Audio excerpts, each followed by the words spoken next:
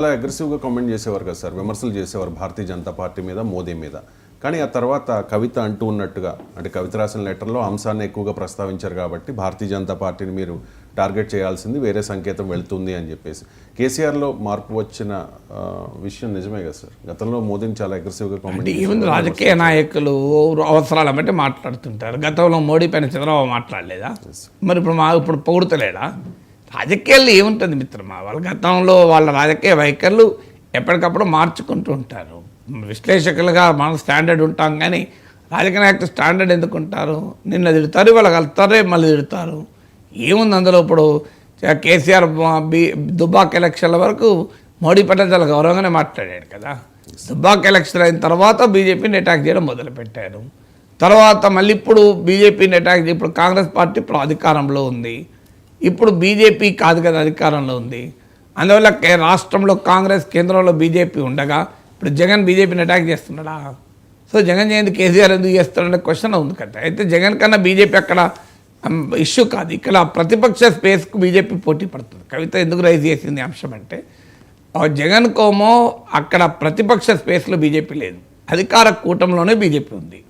So అందువల్ల అధికార కూటమిలో బీజేపీ ఉన్నప్పుడు తన ఉనికికి ప్రమాదం కాదు. ఇప్పుడు జగన్ ఉనికికి బీజేపీ ప్రమాదం కాదు, ఎందుకంటే అది తన ప్రత్యర్థి శిబిరంలోనే ఉంది. ఇక్కడికి వచ్చేవరకు ఏంటంటే అపోజిషన్ స్పేస్లో బీజేపీ ఉంది. అపోజిషన్ స్పేస్లో బీజేపీ ఉన్నప్పుడు, అంటే కాంగ్రెస్ పార్టీ పట్ల వ్యతిరేకత వచ్చినప్పుడు చాయిస్ ఎవరు? ఇప్పుడు ఆంధ్రప్రదేశ్లో కూటమి పట్ల వ్యతిరేకత వస్తే చాయిస్ జగన్, ఇంకోరు లేరు. అన్లెస్ బీజేపీ పవన్ కళ్యాణ్ కనుక బయటికి వచ్చి వారు అపోజిషన్ స్పేస్లోకి వస్తే తప్ప యాజ్ ఆఫ్ టుడే ఎవరు లేరు. కానీ ఆ తెలంగాణకు వచ్చేవరకు ఏమవుతుంది అంటే, మీకు కాంగ్రెస్ ప్రభుత్వం పట్ల అసంతృప్తి ఉన్నప్పుడు ఆ చాయిస్ అనేది బీఆర్ఎస్ఆ బీజేపీ అని వస్తుంది. మీకు కేసీఆర్ పట్ల అసంతృప్తి ఉన్నప్పుడు చాయిస్ ఎవరు? కాంగ్రెస్ బీజేపీ అని వచ్చింది కదా. బీజేపీ బీఆర్ఎస్తో కలుస్తోంది అన్న భావన వచ్చాక ప్రజలు కేసీఆర్ను ఓడించడానికి రేవంత్ రెడ్డి బెటర్, కాంగ్రెస్ బెటర్ నిర్ణయానికి వచ్చారు. అంతకుముందు బండి సంజయ్ ప్రజా సంగ్రామ యాత్రలు, బండి సంజయ్ ఊపునప్పుడు మీకు బీజేపీయే ప్రత్యామ్నాయమని కూడా ప్రజలు భావించి దుబ్బాక, హుజురాబాద్ జిహెచ్ఎంసీలో ఓట్లు వేశారు కదా. ఎప్పుడైతే బీజేపీ వెనక్కు తగ్గిందో, సో బీజేపీ బీఆర్ఎస్ను కలుస్తోంది అనే భావన క్రియేట్ అయిందో, అప్పుడు ప్రజలు కాంగ్రెస్ వైపు వేశారు. ఇప్పుడు కూడా బీఆర్ఎస్కు ముందున్న ఆప్షన్ ఏంటి? అపోజిషన్ స్పేస్లో బీజేపీని ఎదుర్కోకుండా మీకు ఫీల్డ్ వదిలేస్తే బీజేపీకి, బీఆర్ఎస్ను మించి బీజేపీ ముందుకు రావచ్చు ఒకటి. అందువల్ల బీజేపీని ఎందుకు విమర్శిస్తాడు కేసీఆర్ అన్నది ఒక పొలిటికల్ ఒపీనియన్. ఇంకో పొలిటికల్ ఒపీనియన్ ఏంటంటే, ఇప్పుడు ఇద్దరితో పెట్టుకోవడం ఎందుకు? ఇప్పుడు మన ప్రత్యర్థి కాంగ్రెస్ కదా, ఇప్పుడు బీజేపీని అటాక్ చేయడం ద్వారా కాంగ్రెస్తో కుమ్ముక్కు అవుతున్నారన్న భావన ఎందుకు పంపించాలి? ఏం అవసరం వస్తే బీజేపీతో కలవడానికి కూడా స్కోప్ ఉంటుంది కదా అని ఇంకో భావన. రెండు పొలిటికల్ ఒపీనియన్స్ ఉన్నాయి. బట్ ఏదైనా బీజేపీని టార్గెట్ చేయకుండా బీఆర్ఎస్ ఒక రకంగా బీజేపీ పట్ల సానుకూల సంకేతాలు కేసీఆర్ పంపించాడు. ఆ సానుకూల సంకేతం పంపించడం లాభమా నష్టమా అని భిన్నాభిప్రాయాలు ఉండొచ్చు. కవిత కనుక ఈ లేఖ రాసి ఉంటే ఆమె అభిప్రాయం నష్టమని.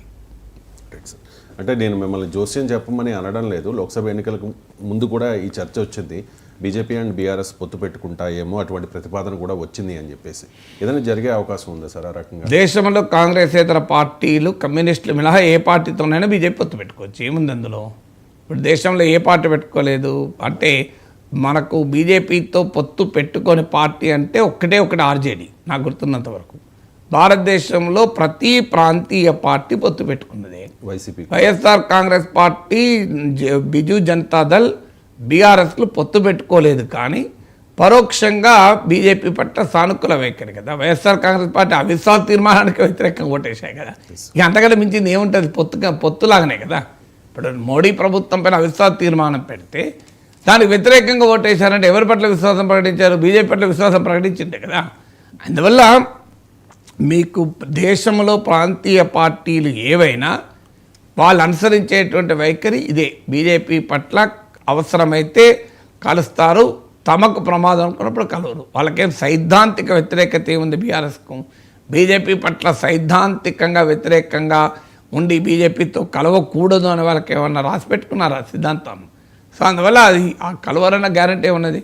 అసలే ఇక దారాలు మూసేసాం టీడీపీ కానీ అమిత్ షా అన్నాక దారాలు బద్దలు కొట్టి తీసుకోలేదా? అసలు ఆఖరికి అసలు దేశానికి మోడీయే ప్రమాదము, భార్యకే ఏం చేయలేనోడు దేశానికి ఏం చేస్తాడని భయంకరంగా మోడీని విమర్శించిన చంద్రబాబు ఇప్పుడు మోడీ పోవడం లేదా? అసలు పోలవరాన్ని ఏటీఎంగా మార్చుకున్నాడు చంద్రబాబు అని చెప్పి విమర్శించిన మోడీ, నువ్వు వెన్నుపోటుదారుని, మీ మామకు వెన్నుపోటు పొడిచావు అని తీవ్రంగా విమర్శించిన ఇప్పుడు చంద్రబాబు నాయుడుతో మోడీ కలవడం లేదా?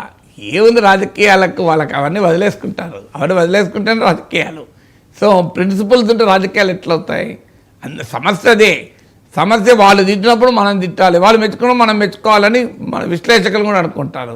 మీ విశ్లేషకులకు ప్రిన్సిపల్స్ ఉంటాయి. నాలంటే వాడికి నేను మాట్లాడితే ఒకటే మాట్లాడతాను. 30-40 ఏళ్ళుగా నా విశ్లేషణ చూస్తే నా విశ్లేషణలో తేడా ఏమీ లేదు. అది దాని మెరిట్ బట్టి మాట్లాడతాను తప్ప ఓ రోజు తిట్టుడు, ఓ రోజు మెచ్చుకుండు, ఎవరో పొగుడు, ఓ రోజు ఇష్టమైనట్టు మాట్లాడి ఎప్పుడు చేయలే. రాజకీయ పార్టీలు చేస్తుంటాయి వాళ్ళకి అలవాటు కనుక. అందువల్ల బీఆర్ఎస్ కలవదని నేను ఎట్లా చెప్పగలుగుతాను? సో కాంగ్రెస్ ఇతర పార్టీ దేన్నైనా బీజేపీ కలుపుకోవచ్చు, వాళ్ళు కలవచ్చు. కలుస్తుందా లేదా అనేది స్థానిక రాజకీయ పరిణామాలపైన